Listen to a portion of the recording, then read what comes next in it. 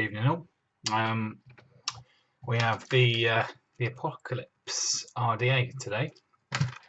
Been doing a few mechs recently, but thought I would have a look at the Apocalypse. I pulled out my Evic VTC today. I don't know why, but I just thought I'd have a little bit of a look at it and show you what this core was running at. Although I don't think you can particularly see that. I'm running it in bypass mode, so it's a 0.11 coil.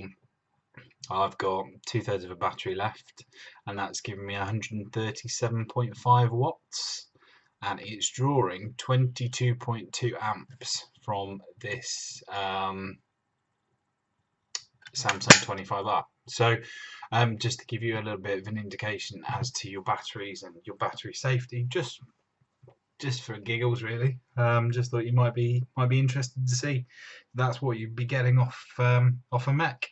So yeah, without further ado, let's have a little vape and I'll show you what's in the box, in the bag even, and have a bit of a chat about the dripper.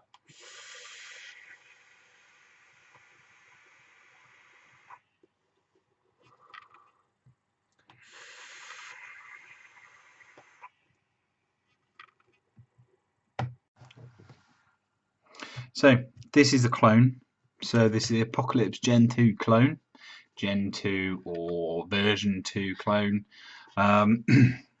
The clone comes in a very similar bag to the authentic. You have a blue screwdriver, you have some additional post screws, you have some O-rings, which is all very nice. It's always good to have some spares. And then you have the, oh, are we focusing today?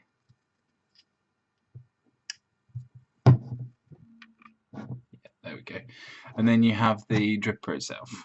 So these will fit the Goon drip tips. So I can't remember exactly what the diameter is of those, but it will fit those drip tips. This is the drip tip that it comes with. So just a standard sort of wide bore drip tip. But I like my Goon style drip tips like that. I think they look proper. And we have a nice protruding 510, as you can see. We have Apocalypse engraved up there, printed. Come on, focus for me. And we have the Armageddon logo. We're going to have problems with this again, aren't we? You've also got a gold-plated deck with a serial number. Obviously, take that with a pinch of salt. And on this, we've got, it's a 3-part RDA. So you've got your top section, your barrel section, and your actual deck. Nice and straightforward, really. What I'll do is I'll take this apart, recoil it, re-wick it for you. But yeah, if you look at the top section, nice and solid. It's got these sort of heatsink fins that's reminiscent of lots of older RDAs actually. And then you have a barrel which has got sort of almost like Petri style single airflow. In fact, actually, no, it's not. It's the same style, but as you can see in terms of the difference between a Petri version 2 and this, the airflow is much bigger. So you have nice flat head screws. Let's just screw that down so you're not messing around. Nice flat head screws. And you have this sort of slightly reminiscent of a Goon style deck, but not. So there's lots of talk of this particular RDA being a Goon killer, and yeah, I'm not sure about that actually, if I'm completely honest. I know that you would expect me to be completely honest, but I'm not 100% sure that it is a goon killer. It's one of those sorts of RDAs which is actually, you know, it's got a lot of hype, it's got a lot of traction in the market, and people are really enjoying them, and I can understand why, but I wouldn't say that it is, you know, I wouldn't trade in my goons for Apocalypse. You can see there that you've got your two terminals. You've got one, obviously, you've got your positive and your negative. Your negative is milled into the deck. You've got some sort of peak insulator there with a copper center pin, copper positive connection. And then what you've got is you've got this sort of 2-post design, and it's fine. You just have to obviously put your coils in accordingly to make sure that they actually fit in next to each of the posts. So you actually coil it very much like a traditional 4-post RDA. But let me pause this. Let me make up some coils, and then let me show you in a bit more detail. Okay. I'm going to use some chaos wire. So some 22 gauge increased surface area chaos wire. So as if by the magic of camera, that's now built.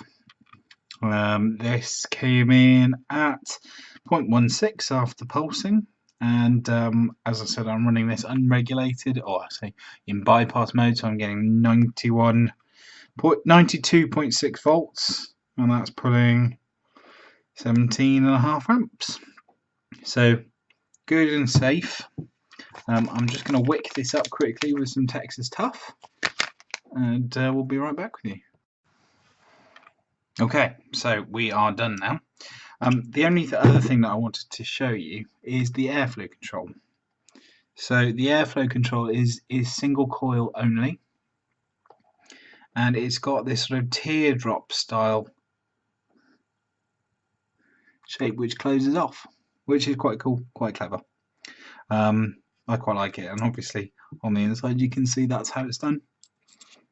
But yeah, it works quite nicely. I normally just use it full wide open, but hey, it's gives you that choice, doesn't it?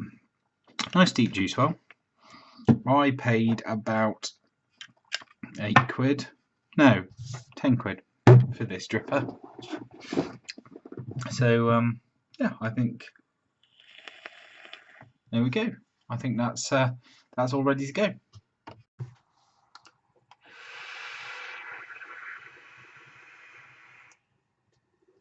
So here we are, back again with the Apocalypse. I am draining my battery nicely, so down to 88.3 watts on this single cell. Again, still going at 0.16 ohm coil, and we're getting 18 amps drawn from the battery now, and we're looking at about 3.7 volts coming out of this battery.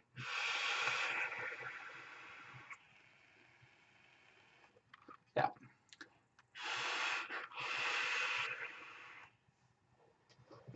Cloudy as you like. It's obviously the stainless steel version, and I think it looks good.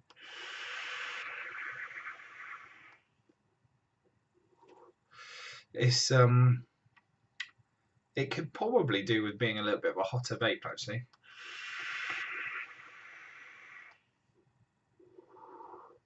But luckily with bypass mode on this, obviously I can get the similar experience that I might get off a Mac.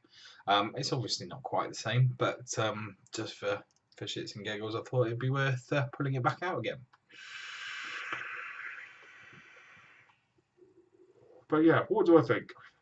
So I think for a clone it's pretty nice. I think the airflow is good. I think the build quality is good.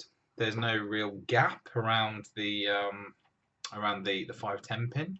Obviously this mod isn't a 24mm mod. It's got a little bit of an overhang on it, but that's not a big deal. I think the vape is really nice, and I think actually if you close it down ever so slightly, you get a slightly more flavourful vape. yeah, so would I recommend it? Yeah, absolutely. I think I would. It will go nicely on my aluminium Rogue once I've polished it all up, and I think it'll be a nice fit. So I would probably recommend going out and getting one of these. I think I will treat myself to an authentic. They are quite expensive, so where this one was quite cheap, the authentic runs about £60 or £70 in the UK. So you're looking sort of, nearly Kennedy money for these, unless you can find yourself a second-hand one. But yeah, I'm very pleased, and I'm waffling now. So thank you very much. I'll see you again soon. I've got this to show you as well at some point. Let me know if you're interested. I have my own thoughts on this, and I'm happy to do a review.